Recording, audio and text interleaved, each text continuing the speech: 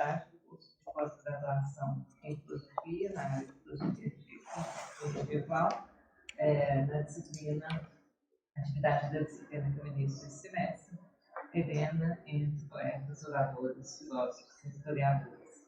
E é uma alegria receber o Evelise Fernandes, professor médico, né, que tem uma formação vastíssima, é um ilustre convidado, né? Ele é graduado em Medicina pela Universidade Federal do Rio Grande do Norte, com especializações em Gastroenterologia e Medicina do Trabalho. É mestre em Pesquisa Médica e Farmacêutica avançada pela Vrije Universiteit Brussel, na Bélgica. Na área de filosofia, cursou licenciatura na Universidade Federal do Rio Grande do Norte, fez também especialização e mestrado em filosofia metafísica na mesma universidade e doutorado no campo dos programas, na época das federais da Paraíba, Rio Grande do Norte. Era um projeto interinstitucional. Ele atua em clínicas e como perito ad hoc na Justiça Federal, é pesquisador e docente colaborador do Departamento de Filosofia, Cátedra Unesco Arcaim, da UNB, e do Departamento de Filosofia da Universidade Federal do Rio Grande do Norte. Alguns de seus principais campos de investigação são imunopatologia, gastrointestinal, medicina integrativa e psicossomática, filosofia da medicina, yoga, tradição pedagógica platônica, aspectos da filosofia alemã, russa, iraniana, indiana, chinesa e japonesa. Então, por esse breve, né, mini currículo, vocês podem ver que não há nada de mim, né, que é um pesquisador, também professor, que atua em diversas áreas, é um privilégio tê-lo aqui. Ele veio principalmente para o lançamento desse livro, que será amanhã, né? Todos são convidados. Ele tem um capítulo nesse livro, Libai, um herói anticonfuciano, né? Então todos são convidados amanhã, na livraria Genipapo, às 10 da manhã. E aproveitando a vinda dele para esse lançamento, eu convidei para falar, né, sobre o tema que ele escolhesse. E ele escolheu, então, o tema da falta de cânone na literatura persa.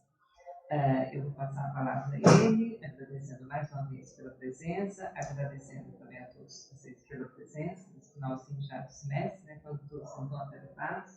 Agradecendo também ao professor Rafael Silva, que está, né, fazendo a filmagem, muitas pessoas interessadas, podem ver no Facebook, nas redes sociais, por assistir, mas estão longe, então o Rafael vai filmar e depois disponibilizar no canal dele no YouTube, que também é um canal, né, riquíssimo em vários aspectos dos estudos da atividade. Agradeço também ao Caio, orientando de iniciação científica, pelo cartaz, e passo a palavra então ao Evelise, agradecendo mais uma vez pela presença. Muito obrigado, alvissareiro e agradável estar aqui na UFMG, uma universidade com a qual eu tenho alguns vínculos de colaboração, por exemplo, com a professora Miriam Polina, já participamos de alguns eventos ligados à filosofia da medicina. O Fernando Rey Puente participou da minha banca de doutorado, anos atrás, sobre a filosofia de Schelling. Com a professora Cecília, a gente tem conversado muito sobre retórica, literatura, teatro, cinema e outras coisas do gênero. E o meu colega, professor Tadeu Verza, que está ali na plateia, nós trocamos informações, conhecimentos, inquietações sobre a área do pensamento islâmico, a filosofia árabe e coisas assemelhadas já há muitos anos, há mais de 20 anos talvez. De forma que é interessante falar sobre esses temas e eu gostaria que vocês talvez aproveitassem a estranheza do meu sotaque nordestino, natalense, para criar um clima de preparação para escutar algo sobre a literatura, a cultura, a poesia e a filosofia da Pérsia, um país muito longe daqui, mas que tem uma cultura riquíssima e que, de certa forma, e de maneira não desprezível, influenciou a formação do Ocidente. Isso é uma história muito mal contada, eu tenho escrito sobre isso, publicado alguma coisa na internet. Há muita desinformação sobre essa contribuição persa à história da civilização, mas só no campo da literatura pode-se dizer, por exemplo, que sem o Divan Ocidente-Oriente, o Westliche Divan de Goethe, não existiria provavelmente o movimento romântico europeu, e sem a poesia de Hafez e Shiraz não existiria o romantismo europeu. Ou seja, sem a poesia persa não existiria a literatura ocidental como ela é hoje. Resumindo isso, lógico que de uma maneira muito breve, né? Mas foi um texto que eu preparei, de certa maneira, com algum improviso. E quando eu falo de improviso, entre aspas, é porque esses textos, essas falas sobre os quais eu me debruço de vez em quando, são coisas que perpassam o meu pensamento desde há muito tempo. E eu estava comentando minutos atrás que eu tenho um livro não publicado sobre alguns aspectos do sufismo que já está na 21ª edição inédita. Então aqui eu me permito plagiar-me exaustivamente nessas coisas, e várias das coisas que estão aqui no que eu vou falar são experiências de tradução minhas. O idioma persa é extremamente musical, a cultura persa é muito apoiada na música. Acho que junto com a Irlanda são dois dos lugares que eu conheço que tem uma vivência da música quase que diária. A poesia no Irã é algo cotidiano. Todas as poesias mais importantes são conhecidas das pessoas mais simples em todos os lugares, e poesias de 1000 anos atrás são recitadas como se tivessem sido escritas na semana passada. São memorizadas, são replicadas, fazem parte da cultura do dia a dia, né? E eu vou ler aqui um pouco e vou parar de vez em quando para pontuar o que eu estou lendo, para não me perder e para que o texto tenha mais alguma força. Eu enviei para Cecília uma versão desse texto aqui que está sendo melhorada ainda. Depois que eu mandei, terminei de escrever, acho que um e pouco da manhã. No dia seguinte, às 6 horas, eu durmo muito pouco. Eu fiz ainda outras modificações, e enquanto eu vinha no avião, eu já fiz outras modificações aqui. E com certeza, quando for enviar, vai ter outras que vão surgir aqui também. Isso faz parte do processo, e esse não vou esperar 21 anos para entregar, né? Então eu começo aqui dizendo o seguinte: os versos introdutórios do gigantesco poema Masnavi e Manawi, algo como o Masnavi da verdade espiritual. O Masnavi é uma forma poética em dísticos, também pode ser chamado de dísticos rimados de significado espiritual profundo, em mais de 25.000 dísticos, ou 50.000 linhas, do mestre Sufi ou Sufi persa Jalaluddin Muhammad al-Balkhi, nascido na cidade de Balkh, que hoje em dia é no Afeganistão, mais conhecido como Rumi. No Ocidente nós o conhecemos como Rumi, mas na Anatólia, que é propriamente Rum, esse nome originalmente significa Roma, né? Era o nome que os árabes, os muçulmanos na época davam aos territórios que durante algum tempo pertenceram ao Império Bizantino. Eles lá nunca vão chamar, eles sendo anatólios, chamar alguém que vivia entre eles de Anatólio. Era a mesma coisa que vocês aqui falam: mineiro.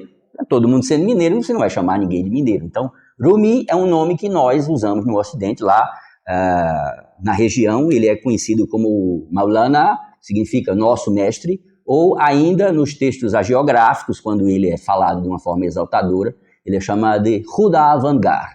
Khuda é Deus, né? Khuda Vangar é algo como sendo assim o nosso soberano, algo que se aproxima com Deus, né? Imediatamente abaixo de Deus. E, curiosamente, apesar de ser, talvez, no Ocidente, assim, o maior expoente, o mais visível representante da poesia persa, da literatura persa, não é o mais exaltado no Irã. No Irã, sobejamente, é Hafez de Shiraz, que é mais conhecido. Não vou discutir, exceto se me provocarem mais adiante, a razão dessa diferença, né? Mas vale dizer, por exemplo, que Hafez nasceu em Shiraz, que hoje em dia é Pérsia, e Rumi nasceu lá no distante Afeganistão, em Balkh. Essas traduções que eu faço aqui, eu valho-me um pouco do fato que o idioma persa tem pelo menos 3 modalidades formais de uso. A modalidade de uso no Irã, que é uma modalidade que, pelo menos em Teherã, tem uma pronúncia contaminada pelo armênio e pelo turco. É curioso que os persas dizem que isso é o que acontece com a língua persa que se fala no Afeganistão, o Dari, mas eu considero que a forma falada no Afeganistão é a forma mais próxima da poesia de Rumi. Por isso, quando eu translitero, eu uso a forma de transliteração que é mais fiel à forma do persa falada no Afeganistão.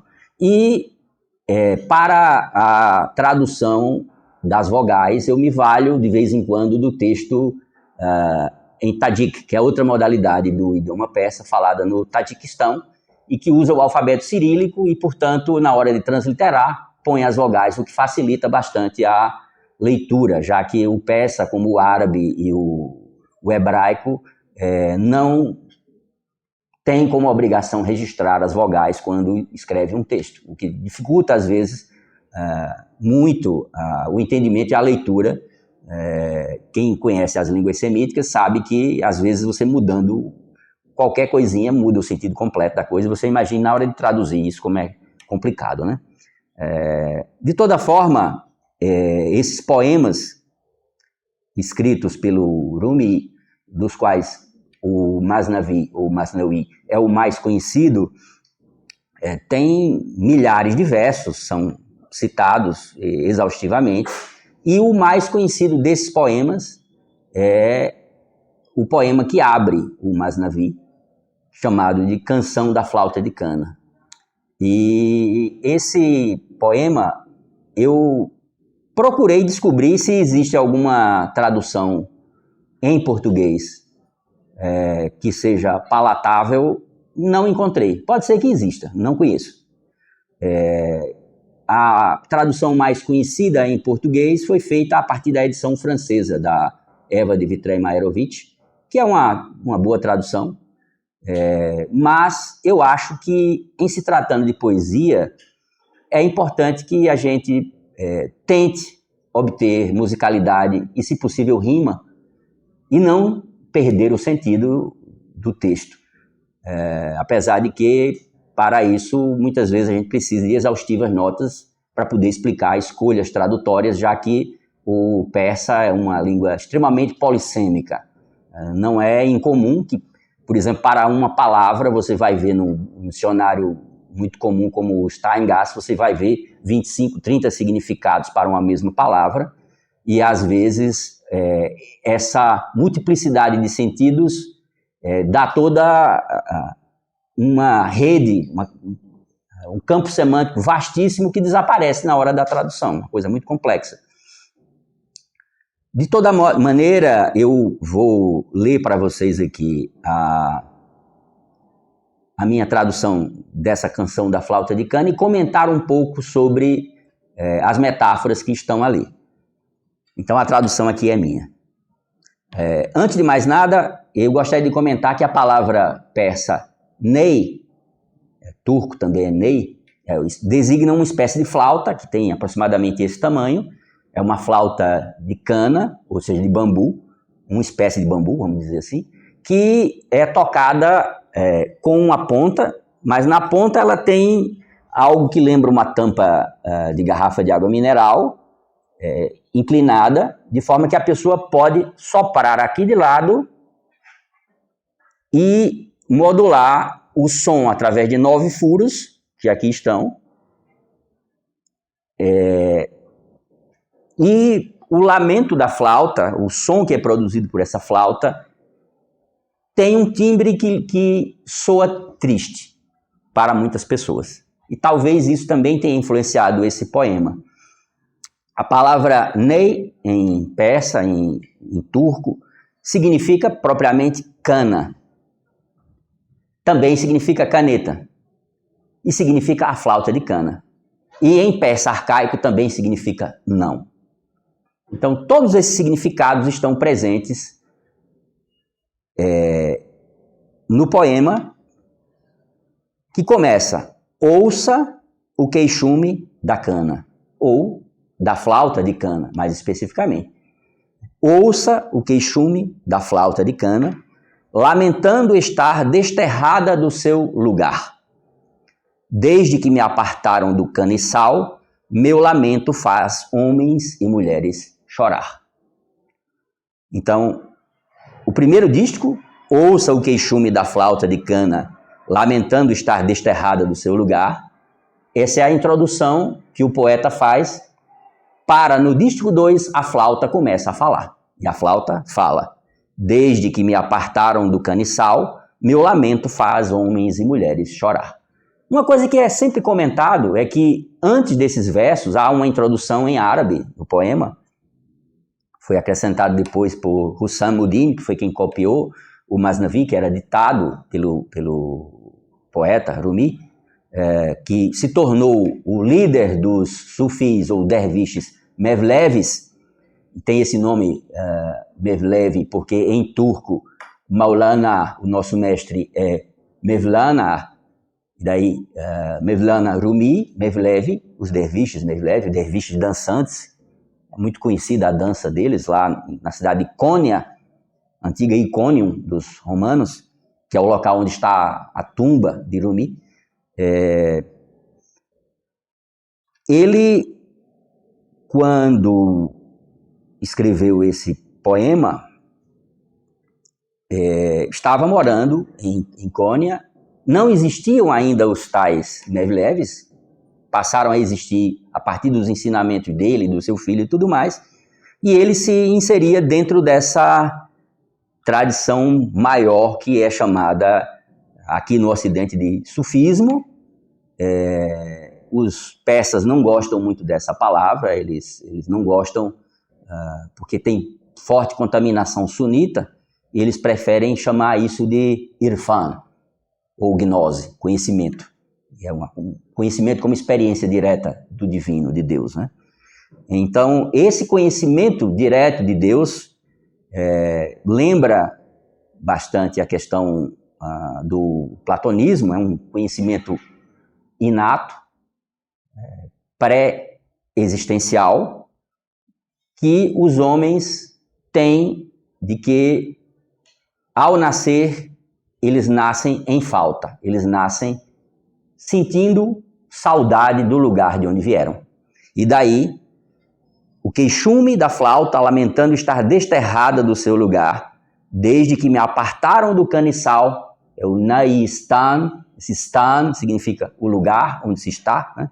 Meu lamento faz homens e mulheres chorar. Curiosamente, o poema começa com a letra B. Da mesma maneira que o Corão, o Bismillahirrahmanirrahim, ele começa Bishnasnai. Então, começa no B, não começa com a louvação a Deus. É como se ele estivesse fazendo um paralelo, que ao invés do muezzin no alto da torre, chamando o fiel à oração, ele dá a voz à cana, para a cana fazer a sua oração em forma de lamento, chamar os homens a Deus. E ele começa: desde que me apartaram do caniçal, meu lamento faz homens e mulheres chorar. Quero um peito despedaçado pela separação, para a aflição da saudade poder expressar.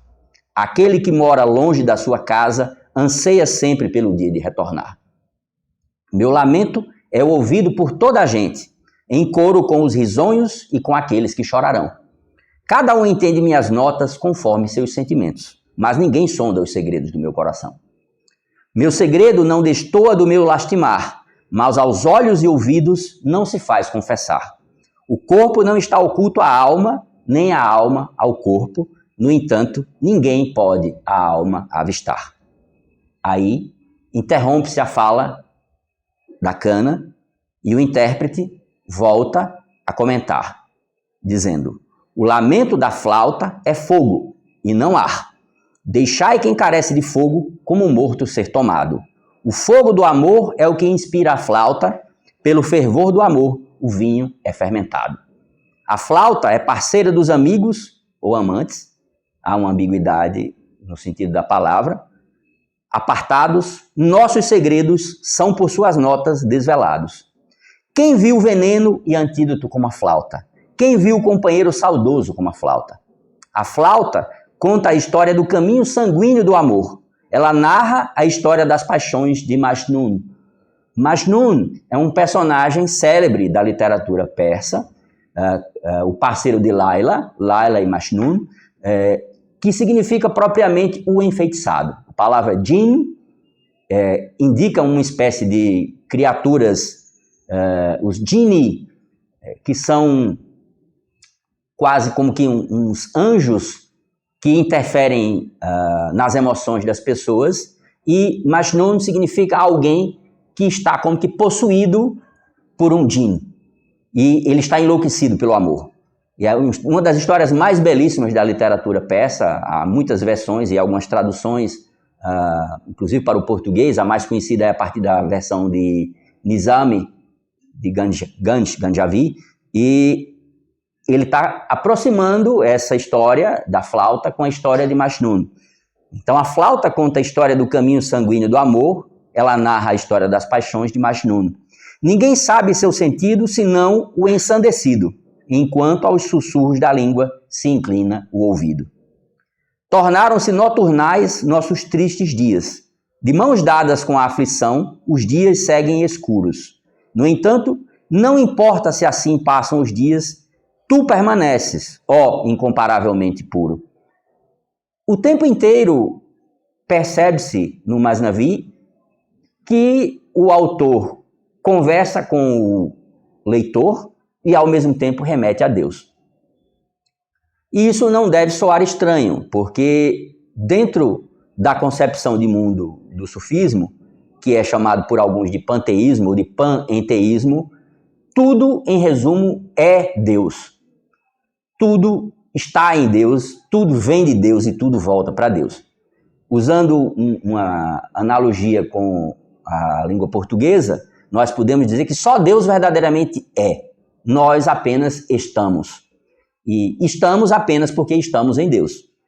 De forma que, quando se fala do eu, do amado e do amado, isso tudo forma um ciclo como se você estivesse fazendo uma confissão profunda para você mesmo, que indiretamente também é Deus, já que Deus de tudo toma conhecimento, o tempo inteiro ele está sendo evocado também no texto. E a gramática da língua persa permite esse tipo de ambiguidade, vamos dizer assim, né? Então, tornaram-se noturnais nossos tristes dias, de mãos dadas com a aflição os dias seguem escuros.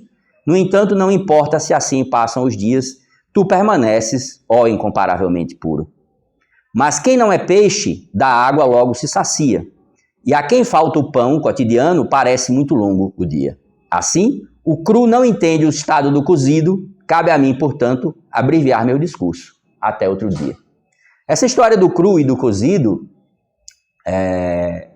nessa linha, ele discute a ambiguidade da capacidade das pessoas entenderem esse tipo de mensagem. Para que as pessoas entendam as mensagens, as pessoas têm que ser cozidas. E aquilo que cozinha é o fogo. Que fogo é esse? É o fogo do amor.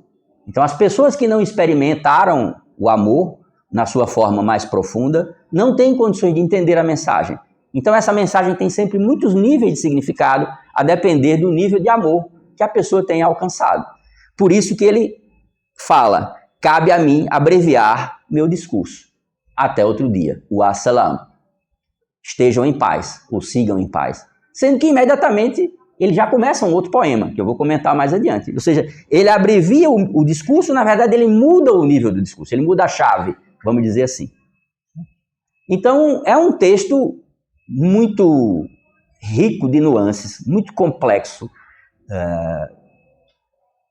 com muitas articulações, com muitas histórias também contadas sob a forma de poesia, e que infelizmente não foi traduzido para o idioma português. Nem esse poema aqui, é o que eu sei, havia sido traduzido para o português, apropriadamente. Estou tentando chegar perto disso. Mas nós temos uma boa tradução em italiano. Enviei para a professora Cecília o link.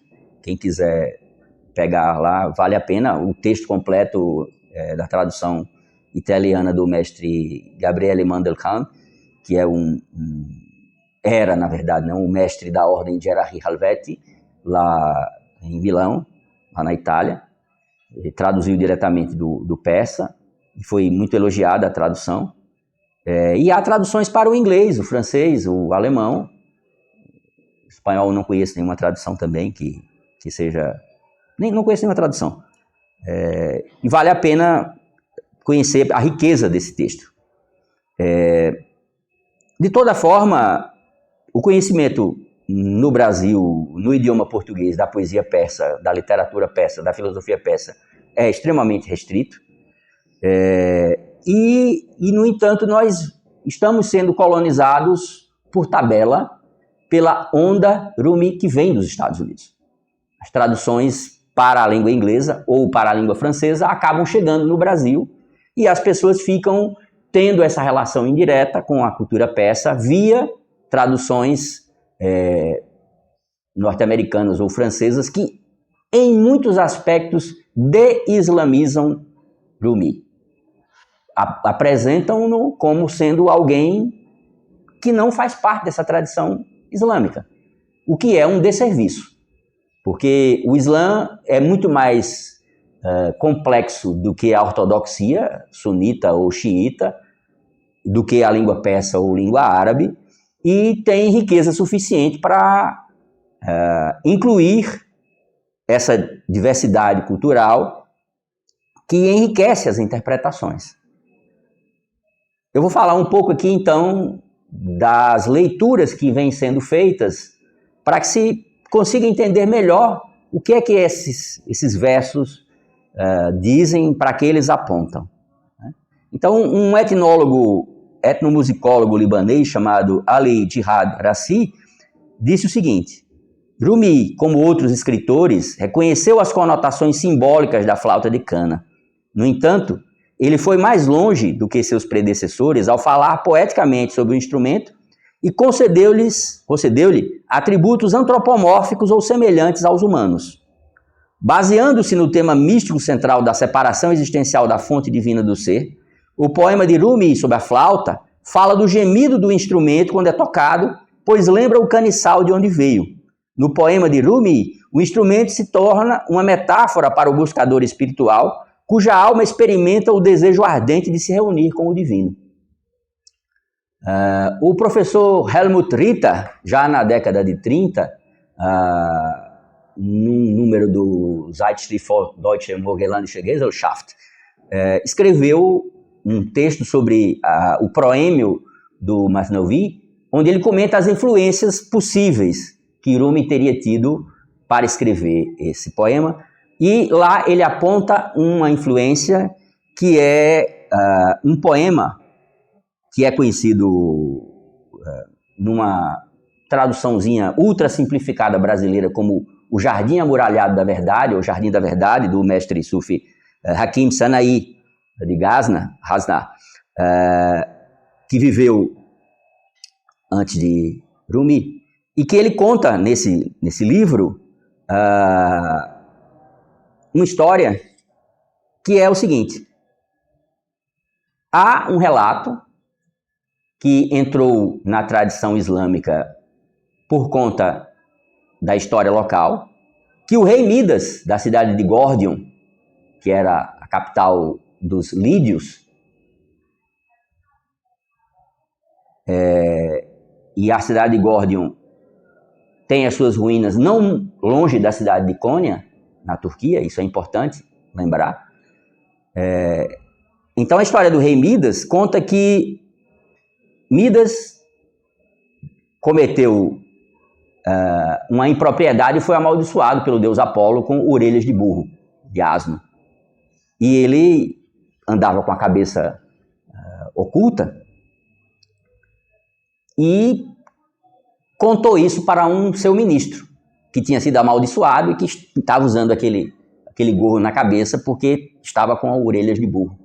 E o ministro, ao saber aquilo e sem poder fuxicar isso com ninguém, foi para um lugar onde tinha um lago e falou para as águas do lago. Sendo que estava crescendo um caniço, uma cana, na beira do lago. E aí um pastor foi ali, cortou aquela cana, da cana fez a flauta, e quando ele tocou a flauta, a história se tornou conhecida. Que o rei tinha orelhas de burro. Essa história entra na tradição islâmica, até onde se sabe, com o texto do mestre Hakim, Sanaí, uma versão modificada que o profeta Maomé, Muhammad, conta para o seu genro, seu sobrinho, Ali, segredos, e ele, sem ter com quem aliviar-se desses segredos, ele vai para um lugar deserto e diz isso para as águas do lago, e aí do lago surge a cana, e a cana conta segredos também, e são esses segredos da saudade, da origem. E aí Rumi se apropria dessa história e modifica, reapresenta essa história dos segredos da flauta de cana como sendo a saudade. Eu acho interessante também, apropriadamente, falar que existe essa lenda aí pelo mundo afora, acho que talvez multiplicada por algum brasileiro, de que não existe palavra semelhante à palavra saudade em outros idiomas. Eu acho que são as grandes idiotices que se reproduz por aí. E quase todas as línguas que eu conheço têm alguma palavra que significa exatamente a mesma coisa. De forma que eu vou usar a palavra saudade sem medo de estar cometendo a impropriedade, porque eu acho que a saudade é natural do ser humano, né? E certa feita, eu escrevi um pequeno poema que dizia assim: o amor é a saudade mais sentida, aquela que se sente antes mesmo da despedida. E aí, nesse sentido, esse amor do homem por Deus, que é saudade, desde sempre, é o canto da flauta. Continuando, no queixume da flauta de cana, percebe-se a angustiada situação da mesma. Ao ser retirada da sua estância originária, o chão argiloso do caniçal, a flauta ganha individualidade, se bem que só ganha vida ao receber o sopro divino. Mas ao fazê-lo, perde o estado unitivo. Esse ganho, que é uma perda, traduz-se, por sua vez, em amor, que é anseio por reunião. O som da flauta vem do sopro do flautista e evoca o alento de Deus. Rumi explica o sentimento dessa perda no quarto disco do seu Masnavi. Qualquer um que esteja longe da origem do seu eu, busca o tempo da unidade do eu. Um texto que eu descobri recentemente,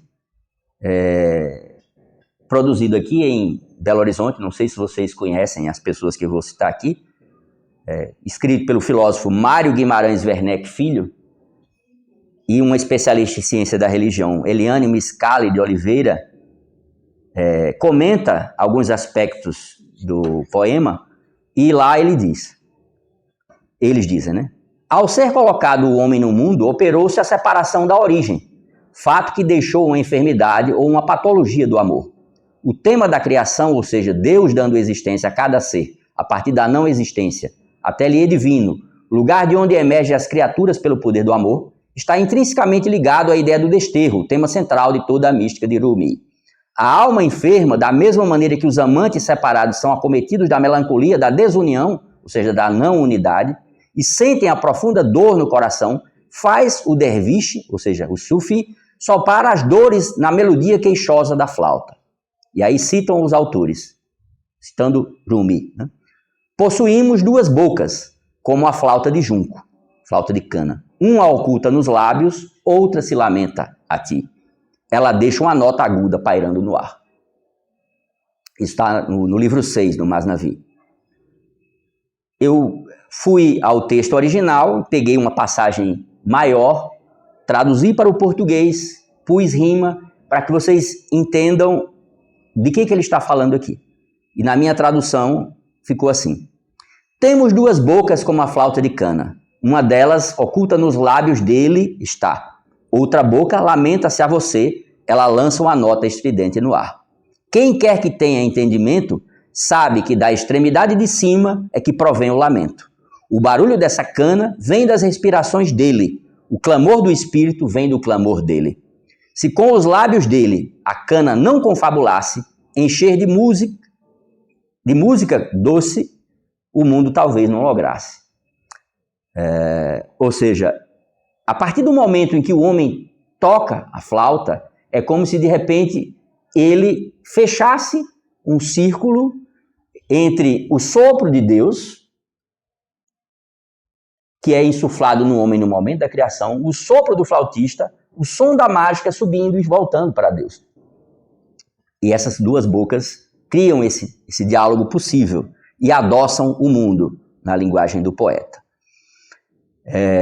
Numa explicação que é oferecida pela tradutora francesa Eva de Vitray-Mayerovitch, em uma das suas traduções, ela cita uma carta de um derviche, Mevlevi, que diz o seguinte: o Ney, ou seja, a flauta de cana, e o homem de Deus, o Insan al-Kamil, o homem perfeito, são a mesma coisa. Ambos lamentam a separação, ambos têm ferimentos no peito e estão cercados por correntes. Eu acho que quando ela traduz cercados por correntes, talvez o derviche fala restritos por nós, atados por nós. E a gente tem que lembrar que a cana tem nós que precisam ser ultrapassados, furados para que se faça a flauta. Então, quando se fala que a flauta e o homem estão aprisionados, ela traduz a palavra como correntes, eu acho mais apropriado falar desses nós. Ambos estão secos, porque não são alimentados por sua terra, e estão vazios, preenchidos apenas com o ar do músico. Quando estão sozinhos, não têm voz. Seu papel é encontrar-se entre os dedos e os lábios do músico e servir-lhe de instrumentos para expressar seu desejo.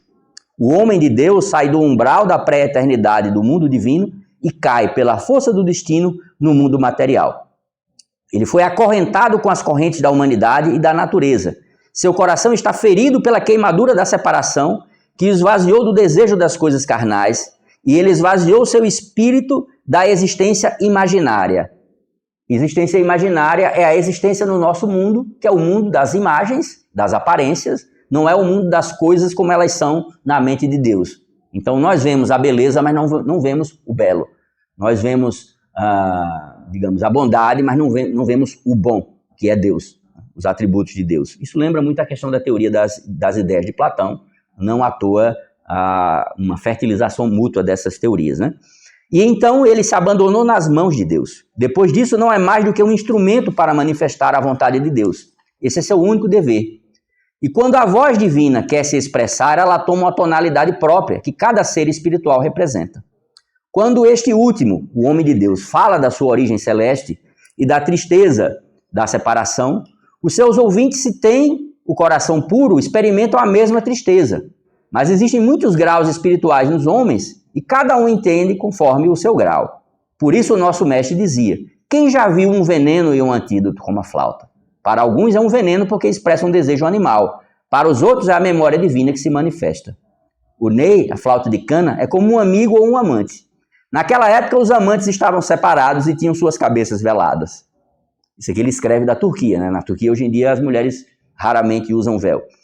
A mesma coisa ocorre com a flauta escondida em uma bolsa pendurada. Mas o Ney é feito para cantar, somente assim seus segredos são compreendidos. E assim termina a citação dessa carta do derviche no livro da Eva de Vitray. Curiosamente, um texto que é muito citado para explicar a influência da música no sufismo, pelo menos no sufismo Mevlevi, existem algumas confrarias que não têm uma relação muito amigável com a música. As duas que têm melhor relação são a confraria Chisti, que é mais comum na Índia, e a Mevlevi, que é mais comum na Turquia. Esse texto chama-se Bawarik al-Ilma fil Rad ala Tafkir man harama al-Sama bi al-Ijma. A tradução talvez mais apropriada seja espadas flamejantes levantadas contra aqueles que proíbem o Sama. Sama é o espetáculo, a experiência da audição da música, da vivência da música, você sentir-se vibrando na música da criação. E esse texto é atribuído a Ahmad al-Ghazali, que é o irmão de Abu Hamid al-Ghazali, que é o maior dos pensadores do Islã medieval, e esse texto, por ter sido atribuído a Ahmad, o irmão mais novo de al-Ghazali, era considerado como sendo um texto anterior ao texto de Rumi. Hoje em dia sabe-se que esse texto é provavelmente contemporâneo de Rumi, talvez com diferença de 1 ou 2 décadas, de forma que é possível que esse texto que eu vou ler agora tenha sido influenciado pelas experiências musicais dos Mevlev e ajuda a entender um pouco o contexto da música nesses rituais islâmicos sufis. E o texto diz o seguinte: os santos de Allah, exaltado seja ele, aplicam as formas aos significados ocultos ao abandonarem as fileiras das formas e se moverem nas fileiras dos ramos da gnose. Assim, entre eles, o pandeiro é uma referência ao círculo das coisas existentes. A pele que é colocada sobre ele é uma referência ao ser absoluto. As batidas que ocorrem no tambor são uma referência às descidas das visitações divinas dos arcanos mais íntimos dentro do ser absoluto, para trazer do interior para o exterior as coisas pertencentes à essência. E a respiração do músico é a forma do grau do real. Em árabe, real o verdadeiro é Al-Haq, é um dos nomes de Deus. E é importante que a gente lembre desse nome um pouco mais adiante, quando eu for mencionar um pouco entre aspas, herege, chamado Mansur al-Hallaj, que é essencial que se conheça a biografia de Hallaj para entender a poesia de Rumi. Então, vou repetir aqui. As batidas que ocorrem no tambor são uma referência às descidas das visitações divinas dos arcanos mais íntimos dentro do ser absoluto para trazer do interior para o exterior as coisas pertencentes à essência. E a respiração do músico é a forma do grau do real, al-Haq, uma vez que é ele quem coloca isso, a respiração em movimento, traz a existência e enriquece isso. E a voz do cantor é a referência à vida divina que desce dos arcanos mais íntimos aos níveis dos espíritos, dos corações e das consciências. A flauta, Kassab, é uma referência à essência humana, e os seus 9 orifícios são uma referência às aberturas na moldura externa, que são 9, a saber, as orelhas, as narinas, os olhos, a boca e as partes íntimas. E a respiração que penetra na flauta é uma referência à luz de Allah, penetrando na cana da essência do homem. E a dança é uma referência à circulação do espírito no ciclo das coisas existentes para receber os efeitos dos desvelamentos e revelações, e este é o estado do gnóstico. O giro é uma referência à posição do espírito com Allah em sua natureza interior e o seu ser, a circulação do seu olhar e seu pensamento e a sua penetração nas fileiras das coisas existentes. E este é o estado do assegurado, ou seja, do buscador da verdade. Então, tudo isso é uma descrição do significado místico da experiência do Sama, a experiência sufi da música e da dança, com o acompanhamento dos instrumentos musicais, e cada um desses instrumentos tem o seu papel no diálogo com Deus. Salto um pouco no tempo e chego a um comentador, um mestre da ordem Naqshbandi, e é importante mencionar a Naqshbandi, ou Naqshbandiya, que é a mais poderosa das confrarias sufis, porque normalmente os Naqshbandi não são muito simpáticos à música, ou ao uso da música nos rituais religiosos. E, no entanto, o grande mestre Jami, nascido na cidade de Herat, lá também hoje em dia no Afeganistão, escreveu muito sobre a questão da flauta de cana, e para explicar isso ele cita Al-Hallaj. Al-Hallaj, o Mansur al-Hallaj, foi um cidadão que foi martirizado porque disse, entre outras coisas, a famosa frase Ana al-Haq, eu sou a verdade. Ora, a verdade é Deus, como é que você pode dizer que eu sou Deus? Sendo que na explicação de Rumi e na explicação de Jami, se você está vazio do seu eu, quem vai falar em si sempre será Deus. Já que o homem vem de Deus e volta para Deus, quando você se esvazia do seu eu e você diz eu sou Deus, significa eu estou vazio de mim quem faz em mim é Deus. Isso talvez seja semelhante ao que Jesus Cristo disse em várias passagens da Bíblia: não sou eu quem faz é Deus por mim. Não perguntem a mim, perguntem a Deus. Coisa desse tipo, né? Experiências do místico que ele atribui esse estado de unidade com Deus, alguma espécie de união mística que naquele momento o eu se aniquila, se nadifica e, portanto, a voz de Deus se deixa ouvir de uma forma mais clara. O mestre Eckhart escreveu muito sobre isso no Ocidente também. De toda maneira, quando Jami fala a respeito de Halaj, ele diz o seguinte: ó amigo, e isso aqui é a Cana falando, né? Dê-me uma mão, de forma a me tirar desse argiloso chão. O flautista chega, remove camadas da cana e desfaz os nós, e diz ele: a cana tornou-se lisa por fora e por dentro despojada. Então ele a levou aos lábios e, achando-se de si esvaziada, soprou segredos como melodias na cana abnegada.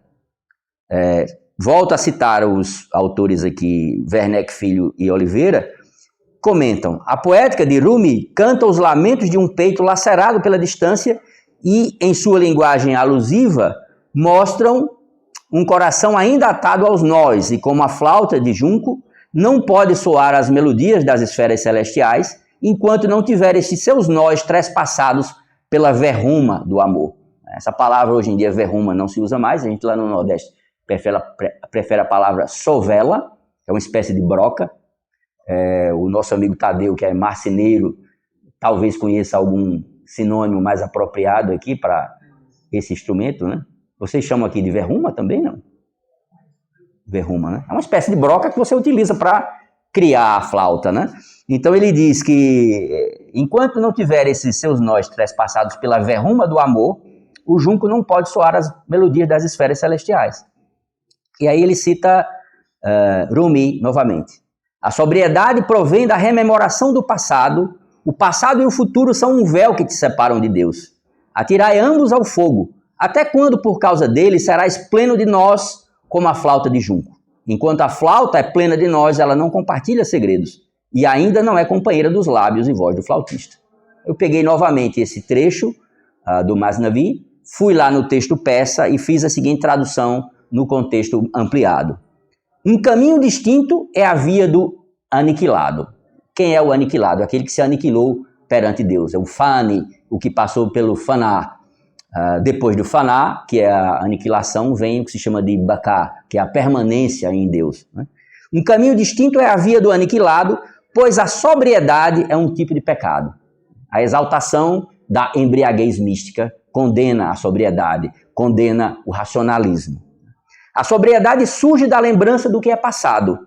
Passado e futuro são cortinas de que Deus te mantém, de Deus te mantém separado. Ateia fogo a ambos. Por quanto tempo, por causa desses dois, ou seja, do passado e do futuro, tal qual uma cana, estarás cheios de nós. Não compartilha segredos a cana enquanto tem nós. E no flautista, não é companheira dos lábios e da voz. Então, o homem precisa atear fogo ao passado e ao futuro e tem que viver o presente. Né? O sufismo, o sufi, ele se apresenta como o homem do presente. O homem que vive o kun, o faça-se de Deus. Ele vive para o momento. Porque é a única coisa que a gente tem, é o momento. O passado já passou, o futuro ainda não chegou e, portanto, eles pertencem propriamente a Deus ou à ilusão do homem de achar que tem algum controle sobre isso. É o despojamento do eu que, conforme Jami, leva a flauta de cana a anunciar humildemente: seu sopro está em mim e sua voz é o som meu. Eu sou ele e ele sou eu. A nítida semelhança da voz da cana com passagens sacrílegas de Halaj como esta. E aqui eu cito, isso foi trabalhado no Ocidente pelo padre Louis Massignon, que traduziu exaustivamente os poemas que sobreviveram de Halaj, e na tradução ficou mais ou menos assim. Halaj. Eu sou aquele a quem amo, e aquele a quem amo sou eu. Somos dois espíritos infundidos num único corpo. Assim, ver a mim É ver a ele, e ver a ele é ver a nós. É ver ele e eu. Ou seja, isso é uma espécie de panteísmo ou panenteísmo, no qual o homem e Deus estão unidos de tal maneira que não há a possibilidade de você falar de Deus como sendo um objeto exterior. Deus está dentro do homem e, portanto, a fala do homem assume o caráter não apenas de teofania, mas de teofonia também. E não à toa a metáfora mais apropriada para narrar essa presença de Deus no homem é a do espelho. Porque o espelho ele não reflete outra coisa que a imagem. A imagem que está no espelho não tem uma realidade exterior ao espelho, mas está lá. Então, a imagem que se mostra no espelho do homem é a imagem de Deus, mas que se mostra como homem. Então, sobre essa blasfêmia patente, única elocução possível para aquele que retorna completamente a Deus, Jami adverte: no círculo dos amantes, um acordo há, que a língua e a caneta sobre o segredo devem calar. Todos sabem que, por revelações desse teor, aquele que declarou Anal Haq findou no patíbulo do opressor. Há no texto de Rumi uma tensão constante entre a necessidade de falar do que não pode ser propriamente falado e o medo de falar por conta da ortodoxia que sempre condenou os místicos ao fogo, à perseguição, à repressão. Exatamente porque a ortodoxia se empodera criando intermediários entre o homem e Deus. O clero não é outra coisa. De forma que, para o homem que vive em Deus e que vive Deus, a ortodoxia não significa nada, não tem nenhuma importância. Os rótulos também não têm importância. E, portanto, esses cidadãos são perigosos, são hereges, são sacrílegos, são pessoas desprezíveis, né? De toda forma, eles são desprezíveis porque se fazem nada. Se diminuem para exaltar Deus. E, portanto, Jami, num determinado poema, diz: glória ao músico, cuja melodia a tudo que pesa ao coração alivia. Aquele cujo alento na flauta a soprar livra-nos a mente de todo pesar. Sobre a flauta de cana, Jami escreveu todo um tratado que comenta, o tratado é um comentário aos 2 primeiros discos do Masnavi.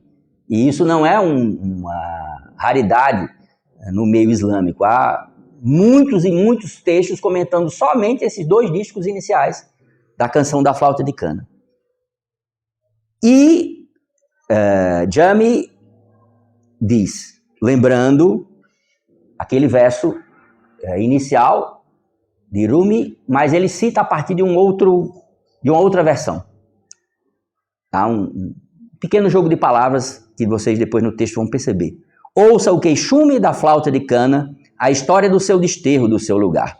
Desde que fui separada do caniçal, meu lamento faz homens e mulheres chorar. A epístola sobre a flauta de cana diz: o amor não passa de separação, e somos apenas cana e mais nada. Sem nós não existiria amor, e sem ele não temos existenciação. A flauta de cana, quem com música é constantemente adornada, na verdade se adorna com suspiros de separação.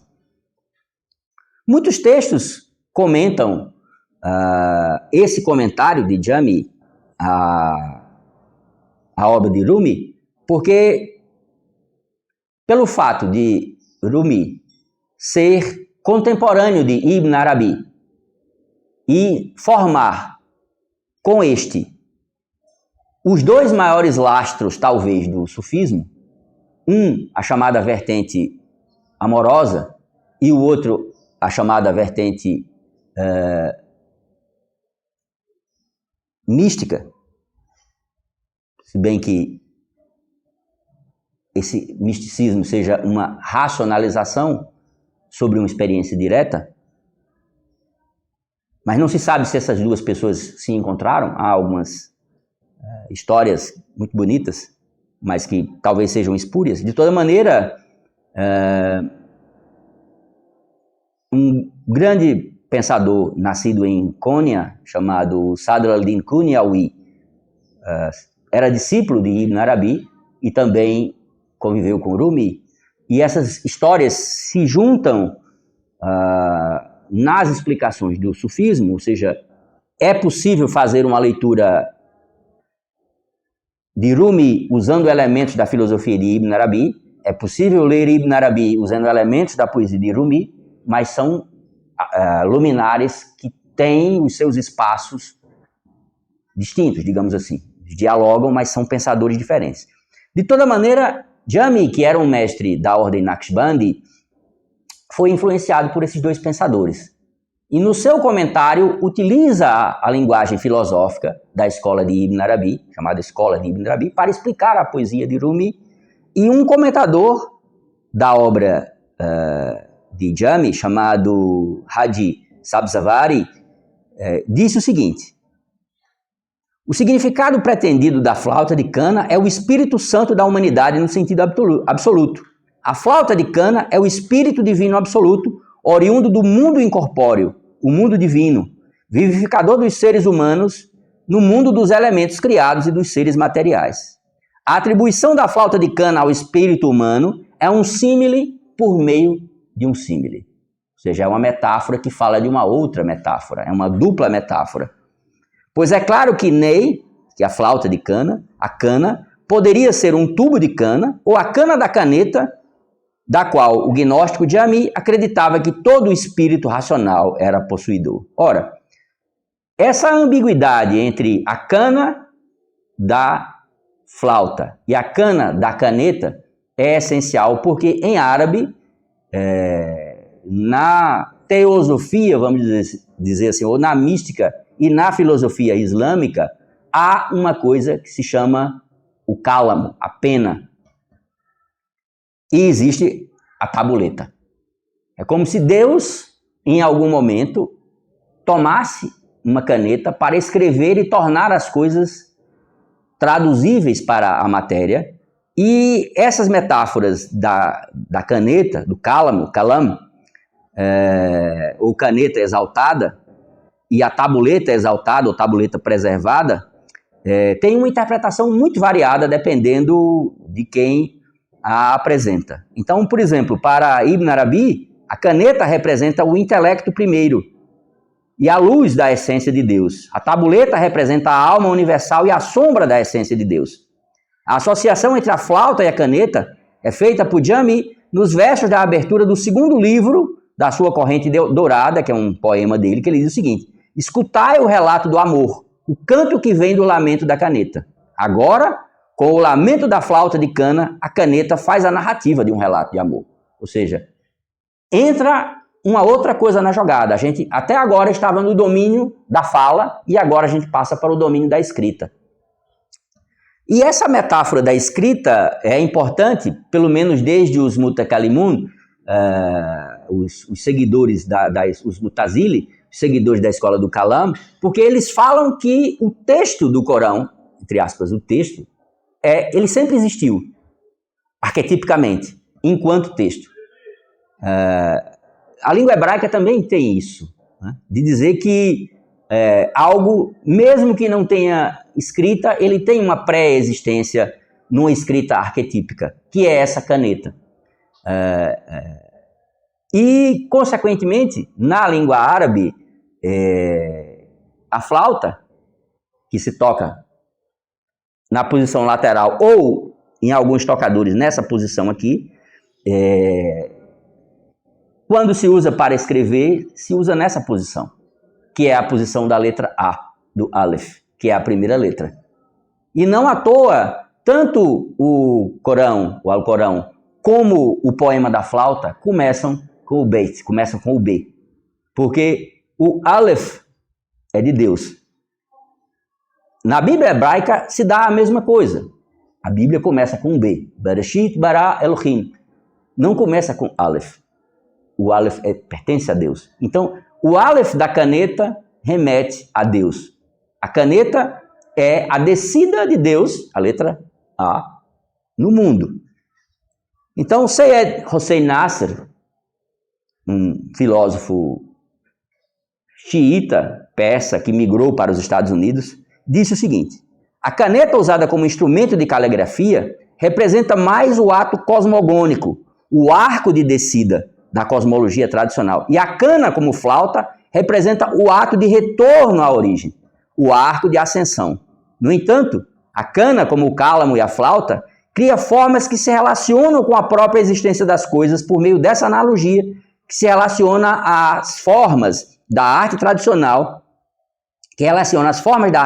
com a realidade das coisas, em virtude dessa correspondência entre arte e cosmologia, que é a base de toda a arte tradicional. Ou seja, é impossível para alguém que tenha alguma experiência da cultura islâmica deixar de perceber essas metáforas, essa rede de relações que existe entre a caneta e a flauta, entre o som e a palavra escrita. Um comentador chamado Furuzanfar, que é um grande comentador de Rumi, diz: a metáfora da flauta de cana se aplica ao Espírito Santo e à alma racional, que foi isolada de seu mundo e mantida em cativeiro na prisão do corpo. Ora, essa história da prisão do corpo, desde o orfismo, desde o platonismo, é uma metáfora comum no Ocidente também. Ela agora está lamuriosa em seu anseio pelo retorno ao seu mundo e pranteia seu sofrimento, isolamento e prisão. Portanto, no segundo dístico, Naistan, que é a terra, o caniçal, deve ser o mundo dos seres incorpóreos ou a estação das essências imutáveis. Nei também pode significar não. E Jami explica na sua epístola que essa negativa é aquela do afastamento em relação a Deus. Diz ele: a cana representa os perfeitos que alcançaram a união com Deus e os perfeitos que conduziram outros à perfeição. Aqueles que se apartaram do seu eu e de sua natureza transitória e alcançaram a subsistência em Deus, que é aquele que eu chamei de Baka, que vem depois de Fanar, que é a aniquilação. Ela os representa no nome, porque esta palavra, nei, não, às vezes é usada para negar, e eles também se tornaram negadores da existência acidental, que é a nossa existência. É um acidente e não uma necessidade, né? E retornaram à sua inexistência originária. Ela ainda os representa em essência, pois assim como a cana esvaziou-se de si, e cada nota e melodia que se liga a si, na verdade, não vem da cana, mas de seu mestre, da mesma forma, aquela pessoa em nobre aceitação esvaziou-se inteiramente de si mesma e tudo que diz respeito a ela, sejam ações, costumes, qualidades ou virtudes, vem de Deus, que se manifestou neles. Nisso eles não têm nada além da posição de objeto, de receptáculo de manifestação divina. Hazrat Maulavi, Hazrat significa a presença de Deus, né? Rumi diz isso com os versos iniciais do seu Masnavi, querendo significar aqueles que se moveram para Deus e que nele permanecem. E aí ele cita mais uma vez. E aí emenda os versos do dístico de Rumi com um poema de sua própria autoria. Ouça a flauta de cana fazer um relato que do seu desterro constitui uma queixa. Quem é então a cana? É quem diz a cada momento: sou apenas uma onda no mar da pré-existência. Como um junco, por dentro me esvaziei da minha existência e de outros além de Deus não tenho conhecimento. Morto para o meu eu relativo e abrigado em Deus, do manto da existência, de repente me desnudei.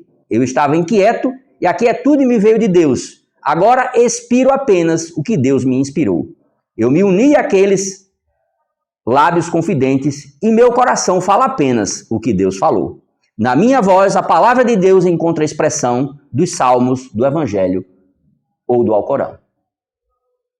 As pessoas às vezes acham estranho que um texto islâmico cite os salmos, cite o Evangelho, Injil, e não os Evangelhos, né? Mas o sentido árabe é a Boa Nova do cristianismo, junto com o Alcorão, mas esses textos são textos canônicos no Islã também. Poucas pessoas sabem disso, mas a revelação do profeta Maomé não veio abolir os livros precedentes, né? Veio confirmá-los, né? E há alguns que interpretam que a palavra do profeta e a sua espada vieram porque aquele que veio trazer o amor foi crucificado. Então, se vocês fazem o que fizeram com quem traz o amor, eu agora trago a espada. Isso lembra alguma coisa do Brasil de hoje em dia, né? O comentador Sabzevari, comentando Jami, expôs o sentido do disco da abertura da flauta de cana da seguinte forma: ouça minhas palavras sobre como a cana, que é o espírito humano, tem histórias dos atributos de Deus, quer os conheça ou não, e ouça as queixas que ela tem sobre sua separação do mundo sagrado, que ela esqueceu e ignorou. Quantos minutos eu tenho ainda? São 11h54, né? Fique à vontade para terminar. Vamos tentar, né? Na epístola de Jami, nós vemos o relato sobre a flauta de cana expresso numa metafísica mais sistemática. Ele discute a separação entre corpo e espírito, a diferença entre necessidade e contingência, e entende que a corporeidade atinge sua forma suprema na humanidade, mais precisamente através do homem perfeito, o homem completo, e que faz deste locus dos nomes e das essências de Deus.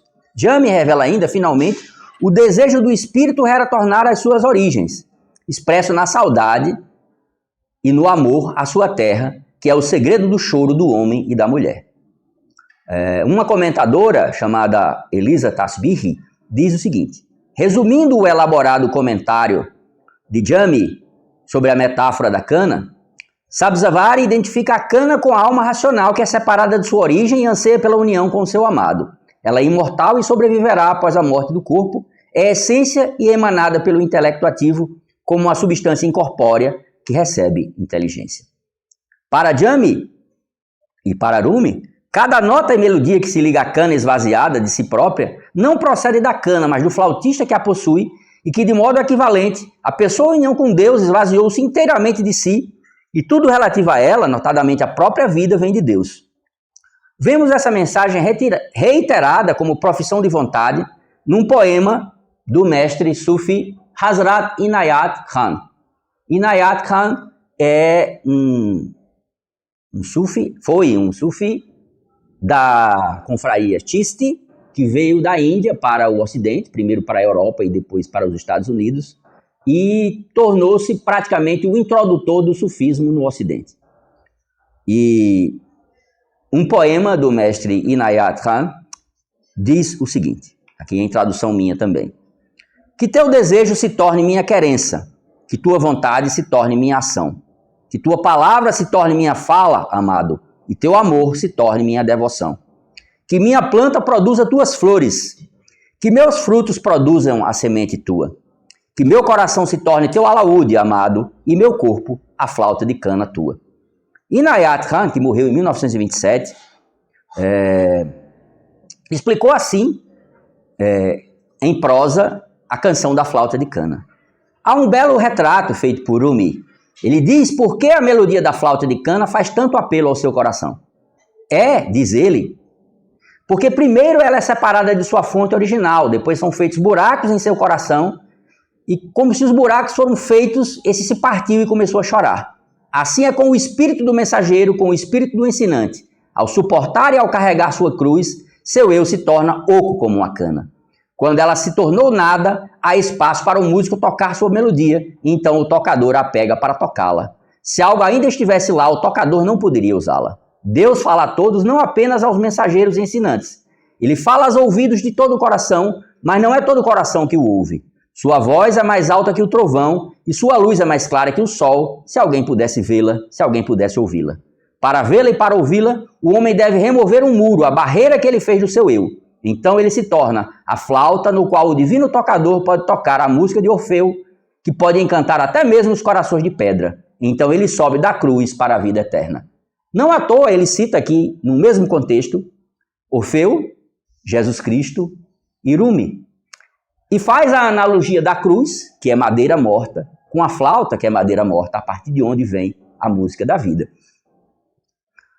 Um outro discípulo da confraria Chisti, o mestre Ahmed Murad Chisti, que era um judeu chamado Samuel Lewis, sobrinho do fundador das calças leves, chamado de Sufi Sam, escreveu um poema que diz o seguinte: deixe minha alma numa flauta se transformar, amado, e meu corpo em flauta de cana se tornar. Deixe meu ser na música despertar e que a música venha a ser meu atuar. Deixa a glória de Deus se afirmar, agora que tão longe pude chegar. Deixe minha boca a música da vida vocalizar, como a estrela que anuncia amanhã que vem já. Deixa a estrela o próprio mundo preparar, asseverando que o sol virá. Deixa a flauta afirmar e se afirmar. Principiou a música já.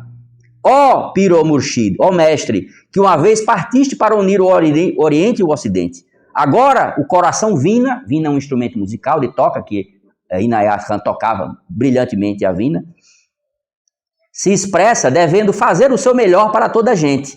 Ó Maulana Rumi, que fizeste a flauta revelar aquilo mesmo que na alma está. Um modo de vida essa música se tornou, para o conhecimento do todo ela colaborou. Ó eu vazio, que tua prece se torne realização, que minha alma se torne uma flauta, amado, e meu corpo uma flauta de cana em oração. Isso aqui a tradução é minha também. Então, o poema de Rumi chega a Jami, um mestre Naqshbandi, chega a Inayat Khan, um mestre Chishti, mostrando que esse ensinamento, que parece ser um ensinamento dos Mevlev lá na Turquia, é um ensinamento universal. E isso pode ser interpretado como sendo uma metáfora do ensinamento que se dá dentro das próprias escolas do sufismo. Então, o ensinamento metafórico sobre a flauta de cana veio a representar o próprio caminho sufi. No poema de Rumi, usando a analogia da flauta, o mestre ensina seus discípulos e a comunidade em geral sobre sua salvação e sobre como a distância entre o homem e o amado pode ser superada. O público estava familiarizado com a flauta de cana, sua construção e sua função. Segundo um discípulo de Rumi, a região onde Rumi viveu era uma região de pessoas extremamente musicalizadas. É muito incomum nessas terras da Turquia e do Irã, do Afeganistão, Tajiquistão, uma família que não tenha pelo menos um músico. Muito incomum que as crianças não saibam tocar pelo menos vagamente algum instrumento musical. É uma cultura, volto a dizer, extremamente musical. E, portanto, a metáfora da flauta é muito apropriada para ensinar essa pedagogia do amor. Usando esse conhecimento, Rumi explica o funcionamento da instrução Sufi, as estações, os estados que o gnóstico realiza, alcança e expressa, bem como a realização desses estados com a existência espiritual e com a vida diária. O mestre fabricante de flautas visita o canavial, corta um talo, leva para a oficina. Depois de separada do seu leito, a cana permanece na oficina do fabricante de flautas. Com o tempo, sua tonalidade verde, ou seja, sua crueza, muda para uma cor amarronzada, ela amadurece e, portanto, ela está em condições de ser queimada. Os furos são feitos e, assim trabalhada, a cana torna-se um canal que pode transmitir os lamentos do indivíduo ao amado. Em outras palavras, a natureza da cana é transformada para expressar o amor que evoca a origem, que também é o retorno. Em seu aprendizado numa confraria sufi, o discípulo passa por uma provação análoga àquela que a flauta de cana atravessou para criar a música que dilacera o seu coração e dá-lhe voz. O buscador, atendendo a um chamado, afasta-se da família e da sociedade, querendo encontrar sua verdadeira origem, procura uma confraria. Ali, esvaziando-se do seu eu, ele aprende a abnegação e o desprendimento, abandonando voluntariamente as coisas mundanas, incluindo o desejo pelas mesmas. Ele passa por um treinamento rigoroso, que inclui cruzar estações, experimentar estados árduos ou deleituosos que seres humanos comuns não experimentam. Ele até desiste da razão ou passa sem ela, e no final, como a flauta de cana, ele se torna um canal para guiar a comunidade no caminho da verdade. Desde o momento em que nos separamos da nossa origem até o momento de nos reencontrarmos com a origem, a condição humana é de separação, tão bem simbolizada pela cana. Como o som da flauta, os lamentos do ser humano tornam-se orações que pedem e imploram a Deus para alcançar a reunião com aquele fonte divina. De fato, todo o Masnavi pode ser visto dessa forma. Cada verso é uma lembrança, uma oferenda, uma súplica, uma oração a Deus. O Masnavi, de fato, toda a poesia de Rumi, serve como oração e ensinamento em nome de todos aqueles que desejam se reunir com a sua origem. Seus versos são um remédio para os que sofrem, um tônico para os buscadores e um roteiro para a aniquilação do eu mundano e a subsistência em Deus. Com o seu Masnavi, Rumi forneceu uma fonte inesgotável de sabedoria para aqueles que atravessam o caminho espiritual de retorno a Deus. Suas histórias e fábulas alegóricas, sua descrição dos estados e estágios espirituais, fornece ao buscador encorajamento, força e, sobretudo, um contexto para a sua jornada. E a poesia e a música podem, de forma não racional, favorecer o entendimento da figura da linguagem que melhor diz do indizível, a metáfora.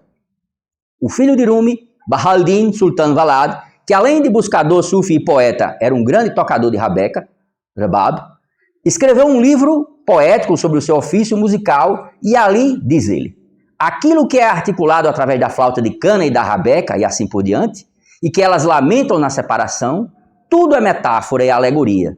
Na realidade, seus gemidos e lamentos existem porque desde a antiguidade elas residem no conhecimento de Deus, da verdade. Tendo acontecido que elas se separaram e se apartaram desse conhecimento, elas lamentam dizendo que do significado superior da reunião com o Criador, passamos ao artifício da separação. Agora, elas pedem reunião e síntese com o primeiro, e isso também é uma metáfora. Ou seja, a síntese, o símile do símile, a metáfora dentro da metáfora. Meditando apropriadamente sobre as imagens poéticas do Masnavi, o buscador sobe os estádios espirituais como se ascendesse os degraus de uma escada.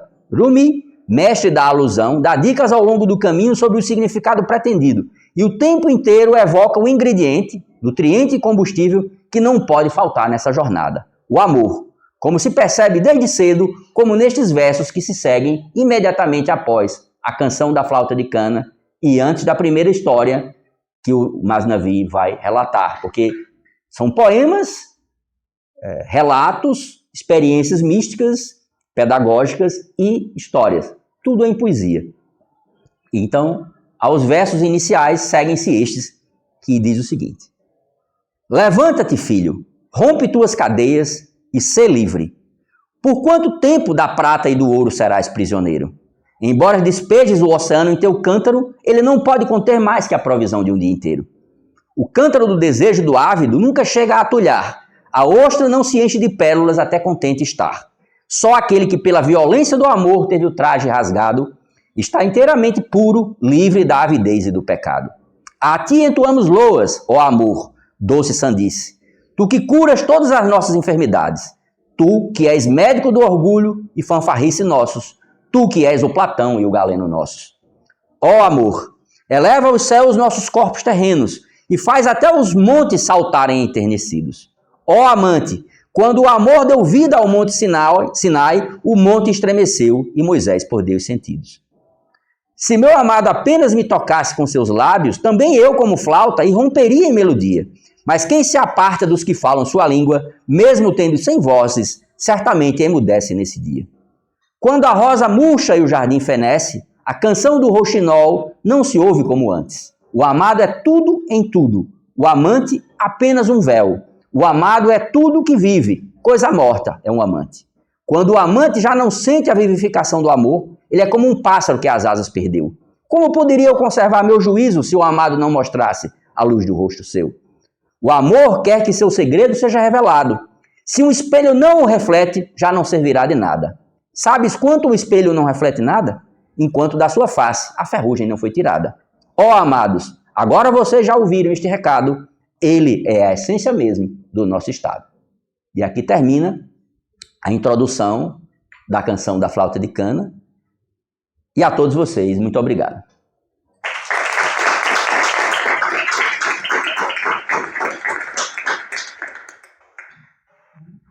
Muitíssimo obrigada, por essa fala tão encantadora. Eu acho que ela vem a um ponto de vários temas, né, que foram também discutidos nesse curso. E quando sobre Helena e a retórica e poetas, oradores, né, os vários tipos de discursos de Lowell, e quando você, em certo momento, usou o termo, né, fertilização, né, falou de fertilizações múltiplas dessas ideias, se referindo, né, aos salmos, ao evangelho e à cultura também grega. Eu acho que isso indicou, né, bem essa riqueza de culturas e de transposições ou recepção, mas acho que fertilização é uma palavra muito feliz, né? Há vários pontos aqui sobre os quais, né, eu gostaria de fazer algum comentário, perguntar, mas eu vou abrir, né, para perguntas, debates do público e espero que você volte aqui, né, e que a gente tenha a oportunidade de ouvir mais e conhecer, né, tanto dessas culturas que você conhece bem, com tanta propriedade. Então, muitíssimo obrigada. Eu passo a aplicação para perguntas. Na verdade, teria só uma pergunta muito genérica. Eu conheço muito pouco dessa tradição que o senhor visitou com propriedade assim, assustadora, mas a gente tem um certo traquejo com a cultura grega, teve, evidentemente, referências a Platão, o próprio imaginário, né, mítico, em que essa imagem da flauta vindo ali como um instrumento capaz de guardar segredos e revelar segredos, indica, me parece, a existência de uma espécie de zona de convergência cultural em que essas histórias, essas referências estão transitando entre o que a gente chama de Ocidente e Oriente, e a gente encontra, então, me remeteu pelo menos lá no Fédon, essa imagem da lira tocada como uma espécie de metáfora do ser humano que só existe enquanto há ali um movimento, mas que eventualmente,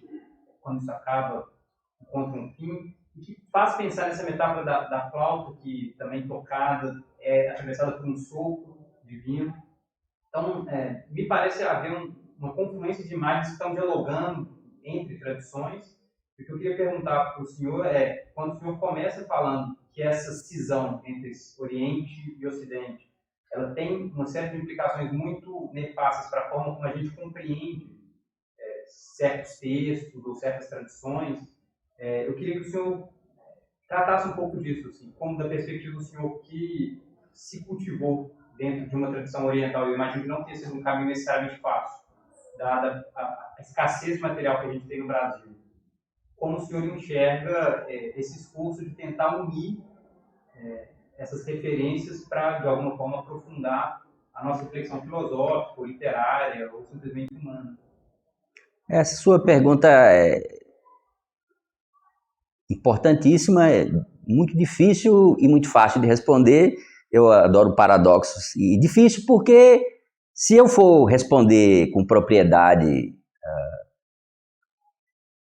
a pergunta, eu tenho que falar muito porque eu tenho que desfazer vários estereótipos da história ocidental.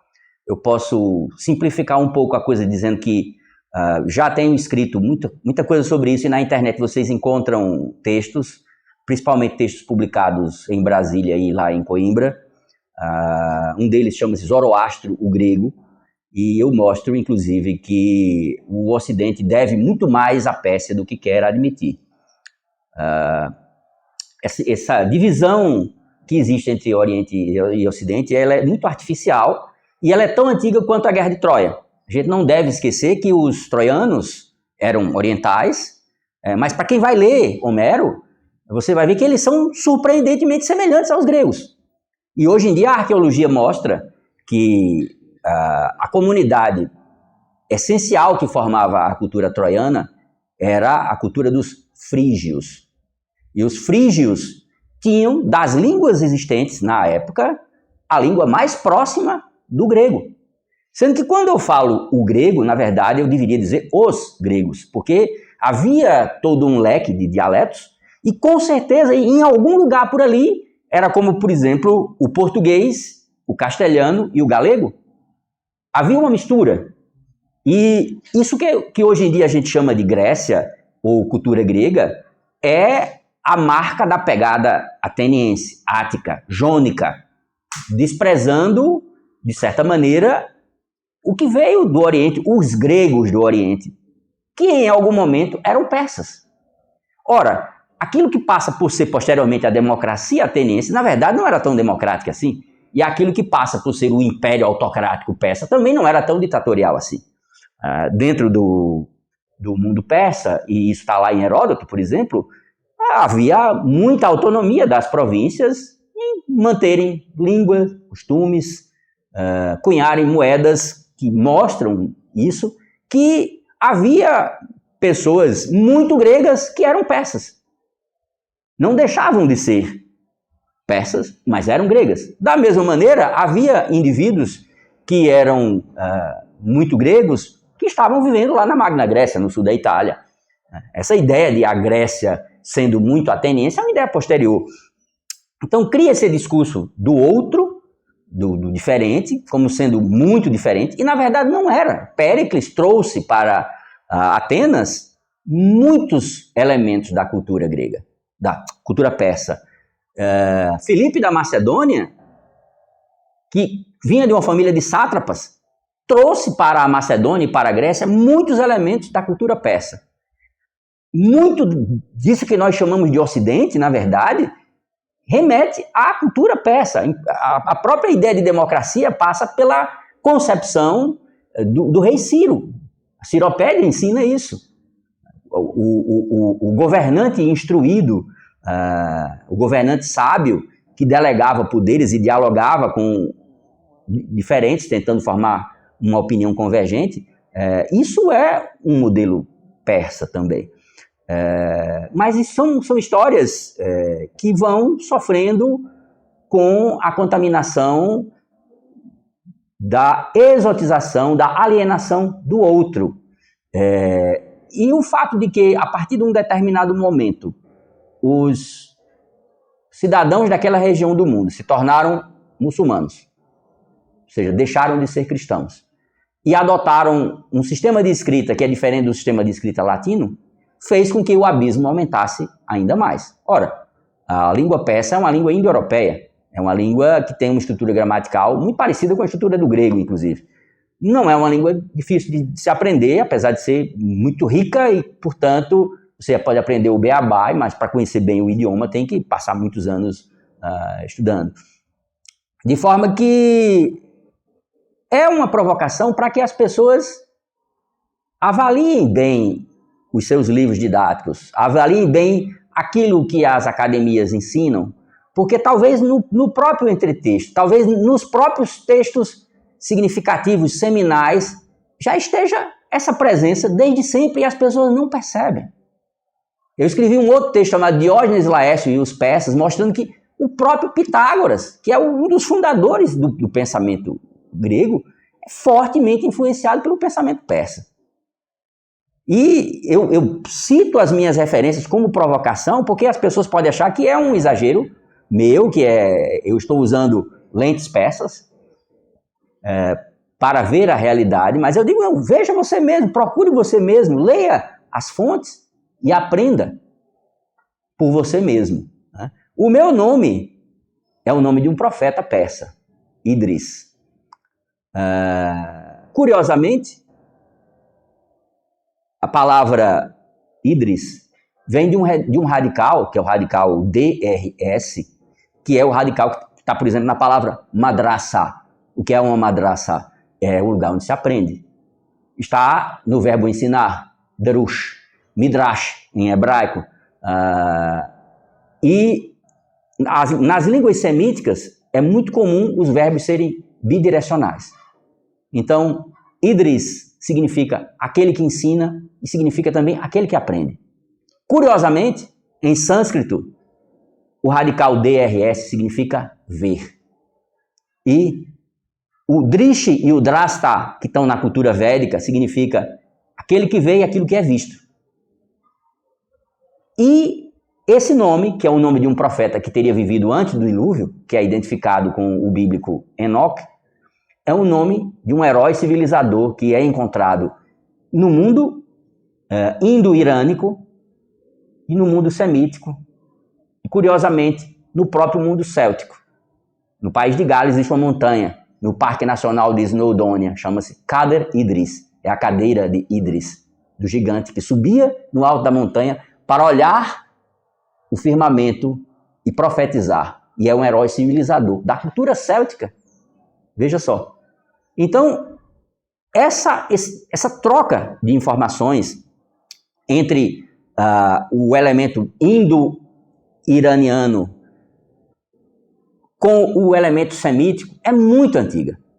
Na Pérsia, o aramaico era uma língua oficial, o aramaico é uma língua semítica.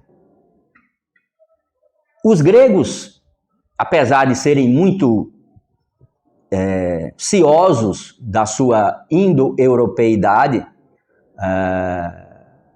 começaram a ser gente, entre aspas, na Jônia, que era a costa da Anatólia. E começaram a ser gente assimilando, sobretudo, a cultura dos lídios e dos frígios. Solon, ancestral de Platão, um dos 7 sábios da Grécia, cita que Sardes, a capital dos lídios, era a maior cidade do mundo na época em que ele viveu. Ora, o Império dos Lídios, que ficava exatamente onde hoje em dia é a Anatólia, desapareceu. Poucas pessoas ouviram falar de Midas, de Górdion. O que foi que aconteceu com esse povo? Esse povo tampão, entre aspas. Eles foram canibalizados pelos gregos, foram canibalizados pelos persas, e cada um trouxe para si essa origem, e desaparecendo esse povo que estava ali no meio, ficou parecendo que há um abismo. Mas quando você preenche com o conhecimento da história, da linguística, esse universo, você vai perceber que na antiguidade era uma coisa só. As pessoas navegavam de um lado para o outro com muito mais facilidade do que se imagina hoje em dia. Num texto que eu apresentei lá em Coimbra, provocativamente, esse texto chamado Zoroastro, o grego, que está disponível na internet, em PDF, eu digo, por que é que a estátua dedicada a Platão, que havia na Academia Ateniense, foi encomendada e dedicada por Mitradates, um persa? Quem era Mitradates, o persa? Ora, Mitradates significa dádiva de Mitra. Qual é a importância de Mitra nessa história toda? Qual era a relação de Platão com os mistérios zoroastrianos? Está lá, basta ler, está em Platão. Não é alegoria, não é invenção minha. Os antigos já diziam, Platão é um plagiador, está copiando essas ideias são orientais. Eles sabiam disso, mas eles eram ciosos. Queriam reivindicar uma pureza de origem que nunca existiu. E a cegueira para perceber essa realidade cria problemas muito sérios. Porque aí as pessoas começam a criar interpretações que são excludentes, são alienantes, são discriminatórias e perigosas. Não sei se eu respondi propriamente. Respondeu de forma brilhante. Muito obrigado. Obrigada. Questão? Eu tenho um comentário, talvez, embora a gente esteja um pouquinho adiantado, mas você começou falando, né, da origem da flauta e desse deslocamento do choro por estar, né, fora do lugar. Né? Eu acho que isso já é uma imagem interessante do estrangeiro, da xenia, de um tipo de deslocamento. Né? E depois, quando você falou do choro, eu fiquei pensando, e talvez você pudesse falar um pouco disso, porque, pelo menos em Platão, né, o choro, o gemido, o lamento, né, são bastante criticados como emoções até produzidas, né, em parte por espetáculos. E no livro 10, né, famosa essa passagem, não devemos regar, mas secar as emoções. Né? Mas esse papel da flauta também, como vocês certamente falam, antídoto, né, quase e veneno, né, um fármaco, né, em certo sentido. Então, e também a crítica aí mais sistemática, né, à utilização da flauta, isso é bastante explorado pelo Fábio Vergara na tese dele, né, a conexão, a crítica à flauta, no caso ao aulos, né, mais especificamente, como um instrumento que não permite o logos, né, em oposição à lira, né, à cítara, que permitiria ao mesmo tempo que tem a música, a palavra. Mas o que é interessante nessa outra cultura, digamos, né, nessa perspectiva que você trouxe aqui, é que esse canto também, ele é um tipo de logos, digamos, né, no sentido de ser um tipo de transmissão de sentimento, de percepção até, né, do mundo e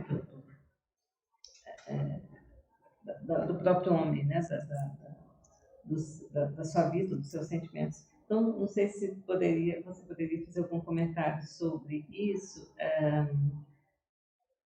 E também nesse campo, né, da ideia não é de fertilização, mas é mais de comparação, né? Eu fiquei me lembrando aqui do Acti, esse grupo mineiro de música, e a origem desse nome é de um ser gigantesco, né? Assim, um ser extraordinário que tem um corpo cheio De furos. buracos, de furos por onde o vento, né, toca e faz uma música. Muito apropriado, Então, um grupo musical do qual eu gosto muito, inclusive.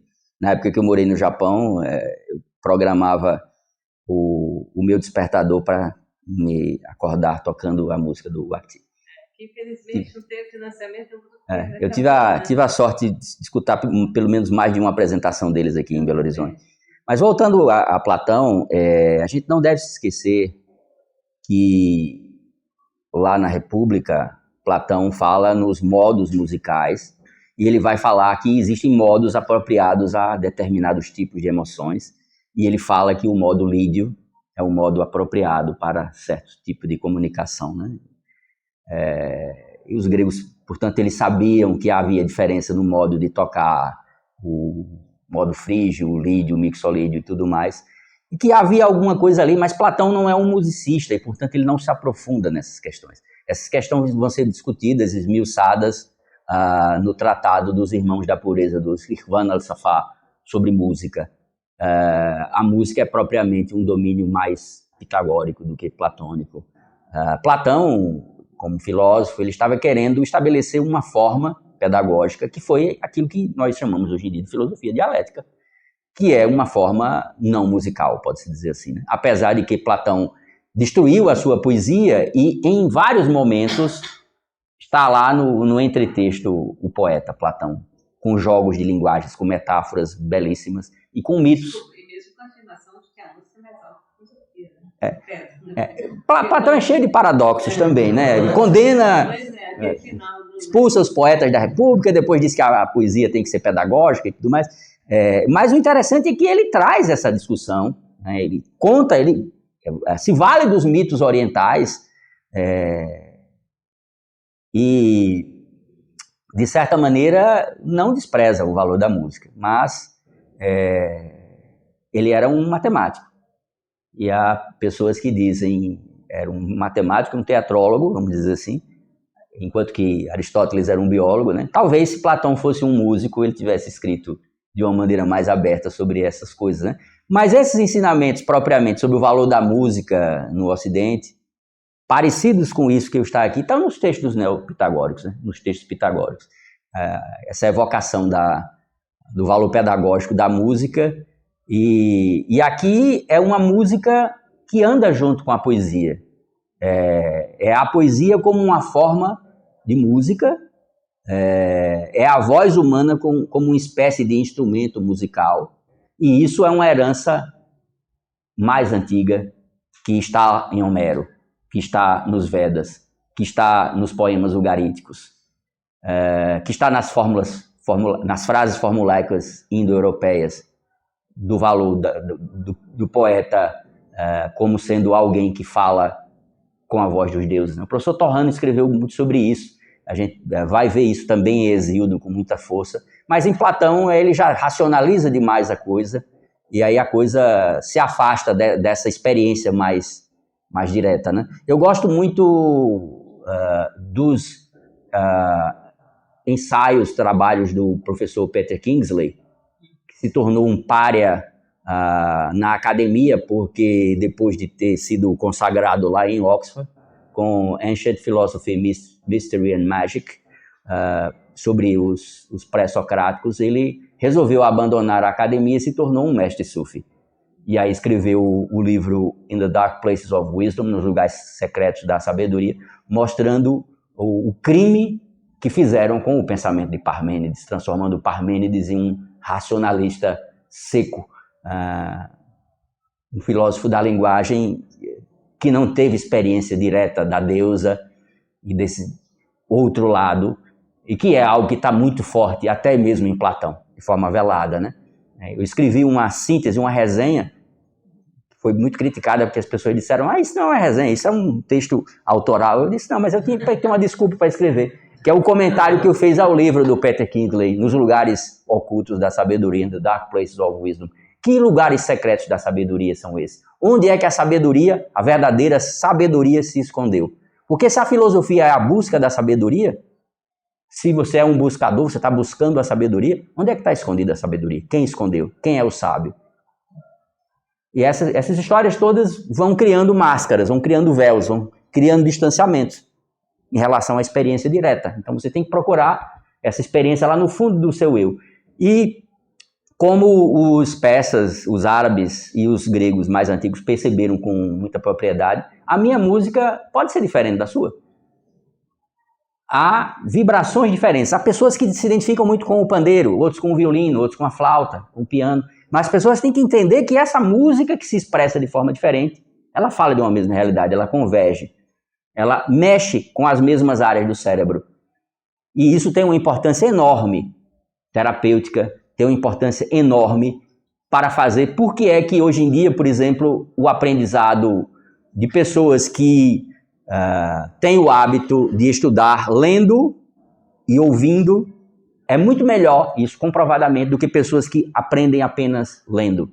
Por que pessoas que aprendem cantando memorizam mais, aprendem mais, do que pessoas que aprendem simplesmente sem nenhuma musicalidade, sem nenhuma rima, sem harmonia, sem contraponto, sem coisas desse tipo? Então há coisas aí que o Ocidente esqueceu.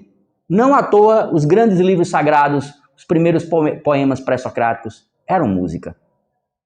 Há uma música que facilita, que toca, que ativa áreas do cérebro que vem sendo esquecida pelas pessoas. E não à toa, essas culturas onde a música é mais interiorizada, aparentemente, produz pessoas mais felizes. Bom, aqui eu vou deixar uma provocação para talvez o próximo encontro sobre o tema também, a crítica também a Gorgias, né? Pelo aspecto encantatório da palavra, uma outra possibilidade de percepção da linguagem, né? Que pessoas como Vico também vão explorar os aspectos poéticos. A questão do flautista de Hamelin, a história da cidade de Hamelin, que o flautista que leva os ratos, na verdade não são ratos, são as crianças que desapareceram, é o encantador com a música, né? A música tem esse poder de seduzir as pessoas e também de ludibriar as pessoas, porque cria essa ebriedade, esse estado não racional que as pessoas associam com o dionisismo, que é perigoso. Não à toa os gregos tentaram durante muito tempo apaziguar essas forças, fazendo com que elas, digamos assim, mantivessem uma forma respeitosa entre uma e outra. Eu escrevi sobre isso naquele texto que foi publicado pelo Gabriele lá em Brasília, Cosmópolis, que eu falo sobre o templo... o primeiro, que foi de Brasília, que foi o preparatório para o de Portugal. Acho que chama-se Santuário, Cidade e Jardim. Está na internet também, mas foi publicado em Portugal, em Coimbra. Que eu falo que lá em Delfos, o templo de Apolo e o templo de Dionísio são o mesmo templo. As pessoas não percebem. O templo de Apolo ficava na parte de cima e se abria para o sol nascente. O templo de Dionísio ficava na parte de baixo, se abria para o sol poente. Ou seja, de certa maneira, antes de Karl Kerényi escrever aquele livro clássico sobre Dionísio, está presente lá na Grécia esse conhecimento de que o apolíneo e o dionisíaco são complementares. A filosofia se tornou apolínea demais. Esqueceu o Dionísio. Escanteou a música. Então, desde Nietzsche existe essa cobrança. Vamos resgatar o dionisíaco. Não vamos desprezar o apolíneo, mas vamos fazer com que esses dois convivam melhor. Vamos sambar e vamos filosofar também. Quem não gosta de samba bom sujeito não é, talvez quem não gosta de filosofia também não seja. Uma coisa não impede a outra, né?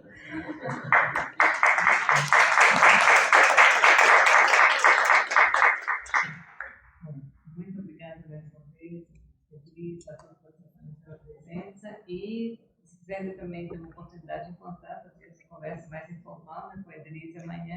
E quem quiser, por acaso, entrar em contato comigo pela internet para trocar ideias, referências, perguntas, no que eu possa ajudar.